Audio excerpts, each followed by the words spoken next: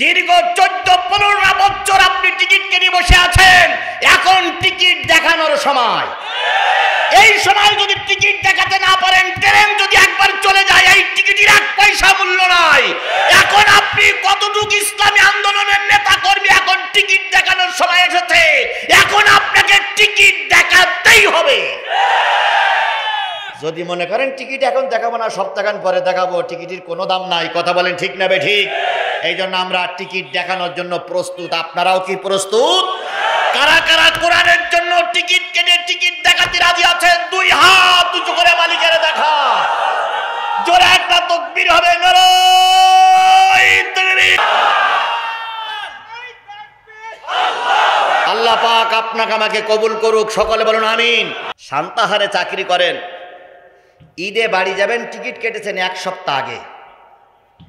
টিকিটটা দেখাতে হবে কি 1 সপ্তাহ আগে টিকিট কেটেছেন, টিকিটটা কি এখন দেখাতে হবে না ঈদের সময় যখন বাড়ি যাবেন তখন দেখাতে হবে? এখন ঈদের সময় ট্রেন ছাড়বে, তখন আপনার ট্রেনে দেখাইতে হবে যে আমি ট্রেনের কি কেটেছি, টিকিট কেটেছে কয়দিন আগে? 1 সপ্তাহ আগে। এখন ঈদের সময় আসলো, ট্রেনও ছেড়ে গেল, টিকিট দেখাতে পারলেন না, এই টিকিট কি পরে কোনো কাজে লাগানো যাবে? জোরে বলেন যাবে? আরো জোরে বলেন আমিন। তাহলে আমরা কিসের থেকে কথা বলতে চাই? বর্তমান প্রেক্ষাপটের পরে সূরা নেসার 75-76 নম্বর আয়াত তেলাওয়াত করেছি। এই 2টা আয়াতের পরে ভিত্তি করে আমি যেখান থেকে শুরু করেছি ওইখান থেকে 2 ঘন্টা আলোচনা হলে আমার আলোচনা শেষ হয়ে যাবে। এই 2 ঘন্টা আলোচনা হতে আর মাত্র 1.5 ঘন্টা সময় বাকি আছে। না, 1.5 ঘন্টাও নেই, তারও কম। 1 ঘন্টা 20 মিনিট সময় বাকি আছে। 1 ঘন্টা 20 মিনিট। মশা লাগুক, মাছি লাগুক, যে যেখান থেকে আসুক, যারা তাড়া কষুক, যাই কষুক, ইনশাল্লাহ ময়দান ছাড়বো না। রাজি আছেন তো সবাই? সবাই রাজি আছেন? আল্লাহ আপনাকে ধৈর্যের সঙ্গে এই সময়টুকু কবুল করুক, সকলে বলুন আমিন। আমরা যতটুকু সময় দেব কিসের জন্য? আরো জোরে বলেন কিসের জন্য? তাহলে আমি যতক্ষণ পর্যন্ত মোনাজাত না করব ততক্ষণ ময়দান ছাড়া যাবে না। রাজি আছেন তো? এরপরে যদি আপনি চলে যান, তাহলে বুঝবো আপনি ইসলামের চূড়ান্ত দুশমন, বুঝবো আপনি কোরআনের দুশমন, বুঝবো আপনি ইসলামের দুশমন, বুঝবো আপনি আলেম ওলামাদের দুশমন। লিল্লাহি তাকবীর। তাহলে আমরা কিসের থেকে আলোচনা করতে চাই?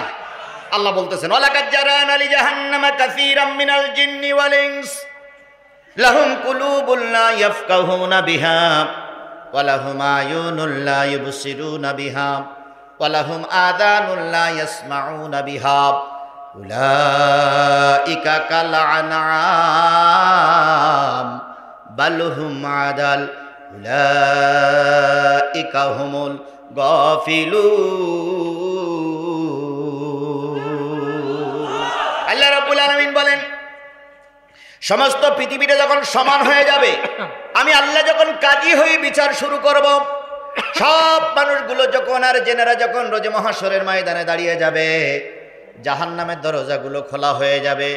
অর্ধেক মানুষ আর অর্ধেক জেন এক জায়গায় করে তাদেরকে আমি জাহান্নামের ভিতরে ভরে দেব। যারা জাহান্নামে যাবে, মানুষ আর জেনের ভিতর থেকে কোনো দলদারির পরিচয় সেখানে নাই।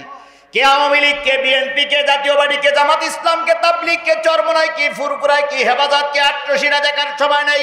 আল্লাহ বললেন, যারা জাহান্নামে যাবে তাদের অনেকগুলো দোষের ভিতরে একটা দোষ হচ্ছে লাহুম কুলুবুন লা ইয়াফকাহুনা বিহা, তাদের অন্তর আছে, দিল আছে, কিন্তু দিলের ভিতরে, অন্তরের ভিতরে জায়গা নাই। কিসের জায়গা নাই? আরো জোরে বলেন কিসের জায়গা নাই? কোরআন যারা সহ্য করতে পারে না তারা যাবে জাহান্নামে। আল্লাহর কথা নিঃসন্দেহ সত্য, কথা বলেন ঠিক না বেঠিক? তাহলে আল্লাহ বললেন জাহান্নামে যাবে সেই লোকগুলো যাদের দিলে কিসের জায়গা নাই? আয়ুনুল লা ইউবসিরুনা বিহা, তাদের চোখ আছে কিন্তু চোখ দিয়ে দেখে না। কি দেখে না? আরো জোরে বলেন কি দেখে না? কোরআন দেখতে পারে না, কোরআন ওয়ালাদের সহ্য করতে পারে না, এরকম চোখ বাংলাদেশে আছে না নাই? আরো জোরে বলেন আছে না নাই? হয়তো কোরআনের বিরোধিতা করে না, কিন্তু কোরআন ওয়ালাদের বিরোধিতা করেই যাচ্ছে। হুজুর দেখলে সহ্য করতে পারে না, দোকানে বসে চা খাচ্ছে, একজন বয়স্ক হুজুর যাচ্ছে রাস্তা দিয়ে, অমনি একজন আর একজনের ঠেস লাগাইয়ে ক্রিটিসাইজ মূলক কয়, ওই দেখ সেই রাজাকার যাচ্ছে। রাজাকার হয়তো কেউ না কেউ বাংলাদেশের টুপিওয়ালা ছিল, কথা বলেন ঠিক না ঠিক? তবে যতটুকু আমি ছবি দেখেছি তৎকালীন সময় যারা রাজাকার ছিল প্রায় মানুষের মুখে দাড়িও ছিল না, টুপিও ছিল না, কথা বলেন ঠিক না ঠিক? কিন্তু এখন পরিকল্পিতভাবে দাড়ি আর টুপিওয়ালাদের রাজাকার বানানো হয়েছে। রাজাকার দেখে ক্রিটিসাইজ করেন, রাজাকার দেখে গালিগালাজ করেন, আমাদেরকে রাজাকারের আখ্যায়িত করে আমাদের দোষারোপ করেন। জেনে রেখেন আপনার বাবার বিয়ে কোনো না কোনো মৌলবি পড়াইছে, আপনার বিয়ে কোনো না কোনো মৌলবি পড়াইছে, কথা বলেন ঠিক না ঠিক?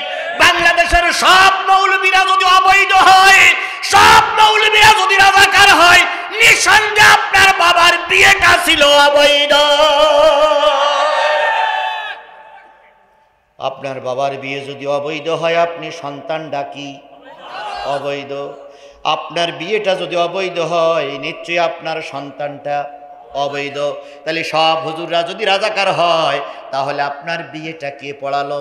নিশ্চয়ই বিয়েটা কোনো মৌলবি পড়াইছে। এখন মৌলবি যদি সব অবৈধ হয়, আপনার বাবার বিয়ে অবৈধ, আপনি অবৈধ মায়ের অবৈধ সন্তান। এই জন্য হুজুর দেখলি, আলেম দেখলি, কোরআন দেখলি, মাদ্রাসা দেখলে, ইসলাম দেখলে যারা সহ্য করতে পারে না, আল্লাহর ভাষায় তারা যাবে কোথায়? আযানুল্লাহ ইয়াসমাউনা বিহা, আযান দিলে সহ্য করতে। আযান মানে কি? আহ্বান করা। কার আহ্বান করা?